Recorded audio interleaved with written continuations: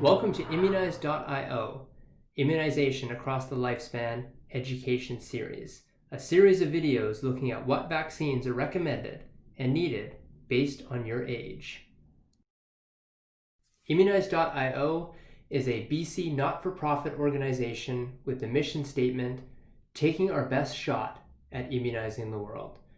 We strive to improve community immunization rates through education and access to vaccination services. The following video is for educational and informational purposes only. Please talk to your healthcare professional for specific advice pertaining to your vaccination needs. We now continue our immunization journey further into adulthood, looking at ages 26 to 49. Vaccines recommended for adults in BC are determined based on medical conditions, risk, and immunization history. If the patient in this age category has not received the vaccines discussed in earlier ages, or if they don't have any records or recall having these vaccines, then they fall into the category of not immunized in childhood, and we would update them based on the routine immunization schedule for adults 18 years of age and older. Recalling the vaccines that are given in grade 9 at age 14, one of them is Tdap, tetanus, diphtheria, and pertussis. That vaccine requires periodic boosters at regular intervals every 10 years. So at the age of 24 and 34 and 44, our patient should have tetanus, diphtheria immunization. In addition to routine vaccines, there are other vaccines that can give us extra protection. Be sure to talk to your healthcare provider to find out if you have all the protection you need. Going back to age 14 in the grade 9 schedule, we can do that booster not just with tetanus and diphtheria, but we can do it again with tetanus, diphtheria, and pertussis. Pertussis, known as whooping cough, is a contagious disease. People should consider this for protection against that disease, but also it is recommended for women in every pregnancy to protect their unborn child from the disease, especially during those first few weeks when they could be exposed to it and rely on maternal antibodies before they can make their own. The pertussis immunization has to come in the form of Tdap, so it comes with tetanus, diphtheria, and pertussis.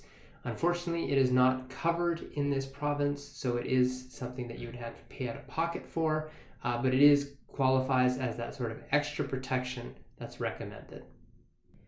HPV vaccination given at grade 6 to boys and girls is very important. It is a vaccine against HPV-related cancer. It's important in females, but it's just as important in males too. The Gardasil 9 vaccine provides the most comprehensive vaccine coverage against HPV, covering 9 strains of HPV that cause cancer. Be sure to check the Immunize BC website to see if you qualify for a publicly funded HPV vaccination. Even if you do not qualify for publicly funded, it is still highly recommended. Certain age cohorts, certain behaviors, certain risks. Previously, it was recommended for men up to the age of 27.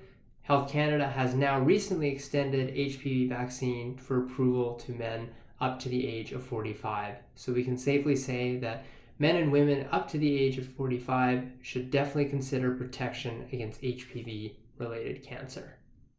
Here is the Immunize BC criteria for HPV. It says women 46 of age and older, men 26 years of age and older, recommended. So going back to our previous videos, it is given as part of the routine schedule in grade 6. If it is not given during this time, it is 3 doses, even past the age of 26. Recommended. There is actually no upper age limit. It's now been extended to age 45 for recommendation for men, and it's up to the age of 45 recommended for women, but you could even go beyond that. In any case, it's 3 doses if we're immunizing people past the age of 15 with HPV. At any age, we should consider protection against influenza every season. Check out our influenza vaccination options page for more information about the different options of influenza vaccinations this season. Any questions for anyone in this age category? The first go-to place is probably your local pharmacy for your immunization needs and assessment. Thank you for listening. For more information, check out immunizebc.ca, and most importantly, talk to your healthcare professional for specific advice pertaining to your or your family's vaccination needs. Don't have a healthcare professional looking at your immunization needs?